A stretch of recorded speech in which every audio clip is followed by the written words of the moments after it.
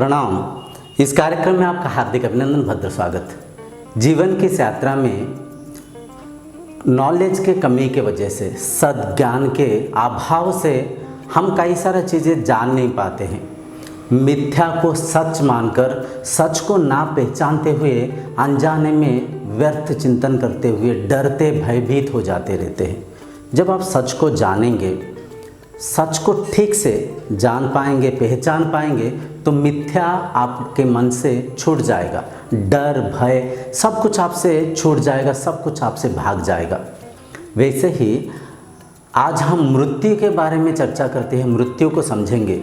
मृत्यु है क्या चीज़, कौन मर रहा है, कौन जन्म ले रहा है, इसके बारे में चर्चा करते हुए इसे ठीक से समझने के प्रयत्न करेंगे। जब आप समझ पाएंगे, मृत्यु के प्रति आपके मन में जो भय है काफ़ी हद तक कम हो जाएगा।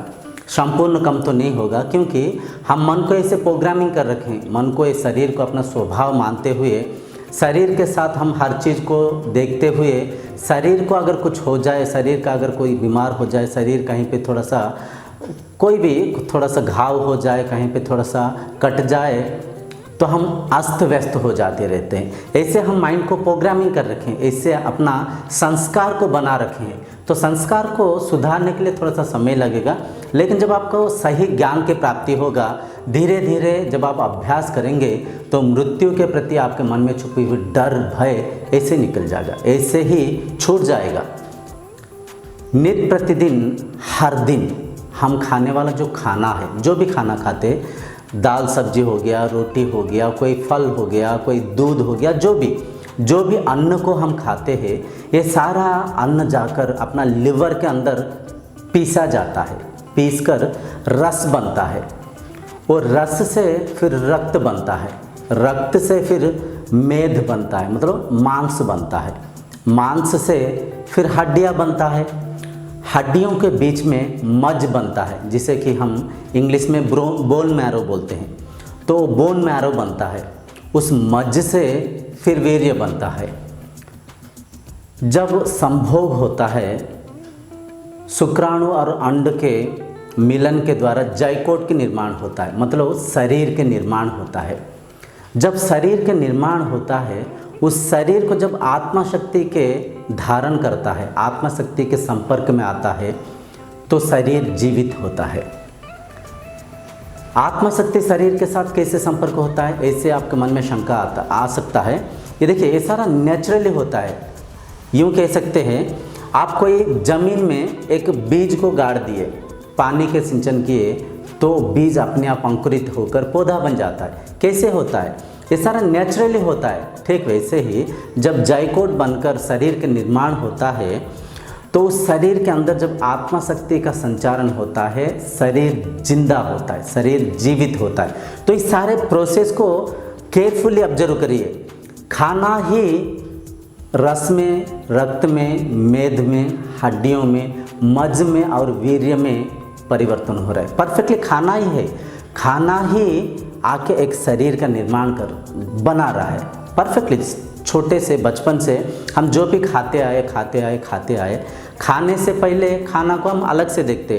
दाल, रोटी, सब्जी, कोई फल हम खाने से पहले वो अलग सा हमें उसे महसूस करते देखते। जब एक फल को हम खा लेते, एक रोटी को, कोई दाल को, एक सब्जी को जब हम खा लेते, वो खाने के बाद वो शरीर में जाकर वो हम बन जाते, मैं बन जाता हूँ, मतलब आप बन जाते हैं, शरीर बन जाता है।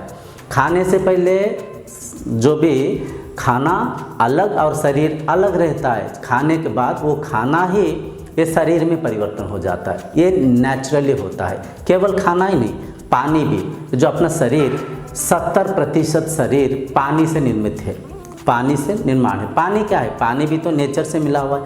नेचर से आया हुआ पानी को पीकर ये शरीर बना हुआ है। नेचर से आया हुआ खाना को खाकर ये शरीर बना हुआ है। तो शरीर क्या है?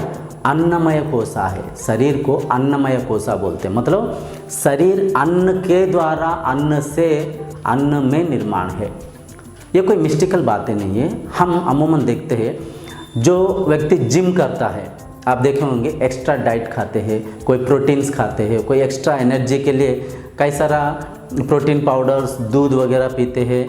तो ये पूरा जो एक्स्ट्रा फूड जब खाते हैं, और खाने के साथ साथ जब एक्सरसाइजेस करते हैं तो उनके बॉडी देखिए फूलने लग जाता है, बॉडी का शेप आता है, मसल्स बिल्डअप होना शुरू होता है। तो खाना ही तो है ना, जो एक्स्ट्रा खाने को खा रहे थे वो खाना ही मसल्स के रूप में वहाँ पे जाके परिवर्तन हो रहा है। तो यहाँ पे एक डीप नॉलेज है, आप ऑब्जर्व करके देखिए। खाना ही शरीर के रूप में निर्माण हो रहा है और शरीर ही जन्म हो रहा है, शरीर ही मर रहा है। परफेक्टली मृत्यु शरीर को होगा, हम आत्मा है। शरीर को जब ये आत्मा शक्ति धारण करता है, आत्मा शक्ति के द्वारा शरीर परिचालन होता है और शरीर का कुछ जीने के कुछ ड्यूरेशन है, कुछ पैरामीटर है। इतना दिन जीने के बाद शरीर देहांत हो जाएगा। नेचर का कुछ लॉ है, नेचर का कुछ फिनोमेना है। नेचर के लॉ के ऊपर डिपेंड होते हुए शरीर पैदा होता है और शरीर मरता है। परफेक्टली ये संपूर्ण सच है। आप ऑब्जर्व करके देखिए, शरीर ही पैदा हो रहा है अन्न के रूप में और शरीर ही मर रहा है जब शरीर की क्षमता आत्मशक्ति को संचारण करने में सक्षम नहीं होता है तो शरीर मरता है। तो शरीर मरेगा, आप ये शरीर नहीं है, क्योंकि शरीर अनित्य है, नित्य नहीं है, सत्य नहीं है, हर हमेशा नहीं रहता है। शरीर पैदा हो रहा है, शरीर मर रहा है, परंतु जो आत्मशक्ति है, जो एनर्जी इस शरीर को चला रहा है, वो एनर्जी आत्मा है, वो एनर्जी परमानेंट है और वो एनर्जी आप है, वो एनर्जी एक है। कितना मज़े की बात देखिए। इस ज्ञान को हम सत्य के प्रचार ना होने के कारण, शास्त्रों के अध्ययन के कमी से, सद्गुरु के संपर्क में ना आने के कारण हम ऐसे बातें नहीं जान पाते, नहीं समझ पाते हैं। हम बस मृत्यु के प्रति भयभीत हो जाते हैं। तो मृत्यु से मत डरिए, मृत्यु सत्य है, मृत्यु अटल है। आज नहीं तो कल, कल नहीं तो कुछ दिन के बाद ही सही शरीर देहांत होगा, शरीर मरेगा, परंतु आप अजर है, आप अमर है, आप आत्मा है। आत्मा रूपी आप इस शरीर को वस्त्र के रूप में धारण करके संसार में परिचालन हो रहे हैं। जैसे कि एक मिट्टी के अंदर से कई सारा पौधा है उग रहा है, कई सारा पौधा है मर रहा है, परंतु मिट्टी वैसे के वैसे है। जो मिट्टी के अंदर जो एनर्जी है वही आत्मशक्ति है। आत्मशक्ति हर जगह है, हर कण में है और आत्मशक्ति ही ईश्वर है। भगवान को हम बाहर ढूंढते रहते हैं, परंतु सच तो ये है भगवान अपने अंदर है। भगवान और हम अलग नहीं है, एक है। वो एनर्जी ही हर पेड़ पौधे उगने में सहायता करता है।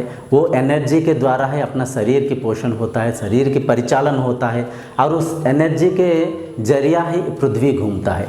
और वो एनर्जी, मज़े की बात है, आप है, आप आत्मा है। आत्मा रूपी आप इस शरीर को एज ए इंस्ट्रूमेंट यूज़ कर रहे। ज्ञान के अभाव से हमें शरीर को अपना स्वरूप मानते हुए शरीर के कुछ होने से हम विचलित हो जाते हैं, हम डरते रहते हैं, हम भयभीत होते रहते हैं। ये एक नेचर के साइकिलिंग हो रहा है। जैसे कि देखिए पानी को हम जब गर्म करते हैं, पानी बाष्पित हो जाता है। बाष्पित पानी फिर जाके बादलों में बारिश के रूप में बरसता है। बरसा हुआ उस पानी को जब हम जमा देते हैं, वो जमा हुआ पानी बर्फ़ के रूप में परिवर्तन हो जाता है। बर्फ़ फिर पानी में परिवर्तन होता है। एक जैसे साइकिलिंग चल रहा है, पानी ऊपर आकाश में से बारिश के रूप में झर रहा है और पानी ही बाष्पित होकर फिर आकाश के ऊपर जा रहा है, मतलब एक साइकिलिंग चल रहा है। ठीक वैसे ही शरीर के जन्म हो रहा है, शरीर की मृत्यु हो रहा है, शरीर ही मर रहा है। आत्मा अजर है, आत्मा अमर है। आत्मा को ना कोई अस्त्र शस्त्र काट सकता है, आत्मा को ना पानी भिगा सकता है, ना अग्नि जला सकता है। आत्मा अजर है, आत्मा अमर है और आत्मा ही आपके स्वरूप है। इस सत्य को जब आप जानेंगे, शास्त्र अपना प्रमाण है। और देखिए अपना जो हम बोलते हैं हम कौन है, इस बात को हम कभी सेल्फ इंक्वायरी नहीं करते। आंखें देख रहा है, कान सुन रहा है, जीभ चख रहा है, शरीर स्पर्शानंद ले पा रहे, नाक सूंघ पा रहा है, जो 5 इंद्रियां चल रहा है, मन की परिचालन हो रहा है, ये सारे कहाँ कौन अनुभव कर रहा है? Who is the user? दृष्टा कौन है? आप है। आप एनर्जी है, एनर्जी रूपी आप ये शरीर को एज ए इंस्ट्रूमेंट यूज़ कर रहे हैं। मन सॉफ्टवेयर है, शरीर हार्डवेयर है, आप यूज़र है। परफेक्टली आप यूज़र है, आप एनर्जी है।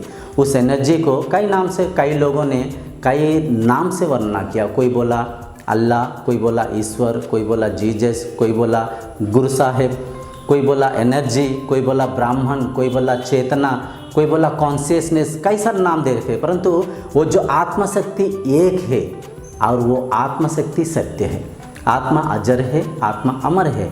जो पंचभूतों से बना हुआ शरीर आत्मशक्ति के संचालन में जब आता है, संसार में परिचालन होता है। जब आत्मशक्ति का इस शरीर का जो मैकेनिज्म में कुछ फॉल्ट आ जाता है, शरीर के क्षमता आत्मशक्ति के साथ संचारण करने में सक्षम नहीं रहता है, तब क्या होता है, शरीर मर जाता है, पंचभूतों में फिर विलीन हो जाता है।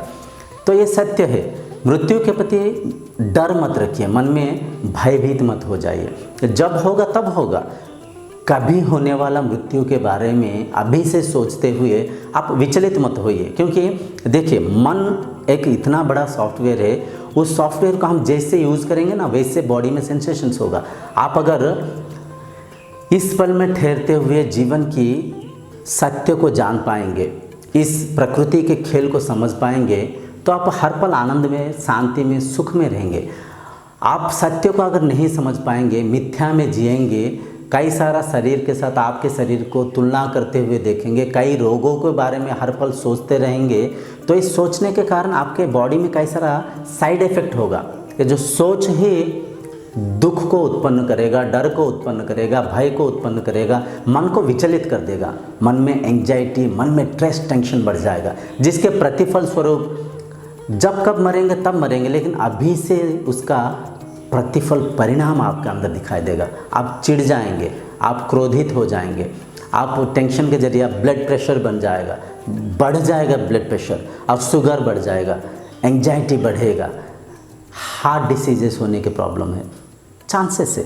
तो इस चीज़ को समझिए, शरीर मरेगा, आत्मा नहीं, आत्मा अजर है, आत्मा अमर है, और आप आत्मा है और आत्मा एक है।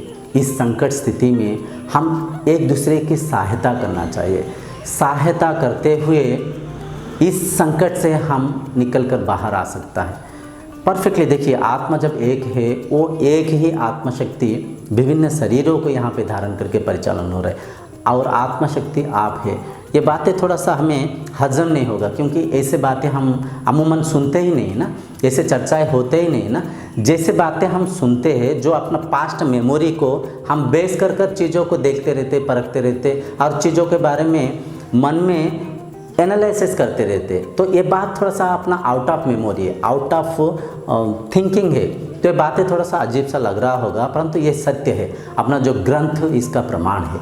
Scriptures are documentary proof of these all words. तो ये सत्य है, आप आत्मशक्ति है। तो मन को स्थिर रखिए। मन को स्थिर रखने के लिए ध्यान करिए, योग करिए, और ऐसे चर्चाएं करिए, स्क्रिप्चर्स को पढ़िए, सत्संग करिए। सद्ज्ञान की जब प्राप्ति करेंगे, मिथ्या आपसे छूट जाएगा। हर पल शांति, आनंद के साथ इस जीवन को बिता पाएंगे। इस कार्यक्रम को यहीं पे रखते हुए अगले कार्यक्रम तक आपसे विदाई मांगता हूँ। तब तक के लिए प्रणाम।